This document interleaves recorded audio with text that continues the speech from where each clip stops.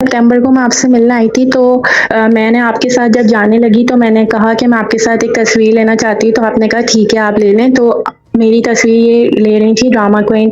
तो शाह साहब ऐसा हुआ मेरे मोबाइल में अच्छी तस्वीर नहीं आ रही, तो मैंने आपको ऐसे ही एकदम कह दिया कि शाह साहब मेरे पास अच्छा मोबाइल नहीं है।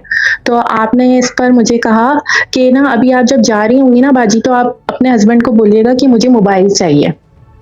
तो पीछे से ड्रामा क्वीन ये बात बोली कि बाजी बोलना ज़रूर। हाँ।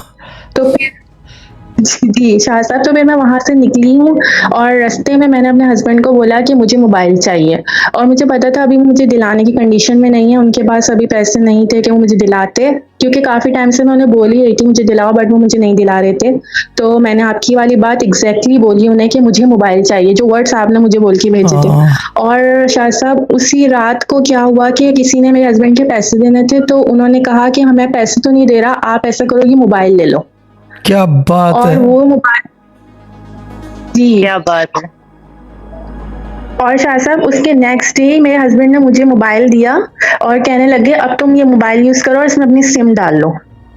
तो शाह साहब इस तरह से नेक्स्ट डे ही मुझे मोबाइल मिल गया आपके वर्ड्स की वज़ह से।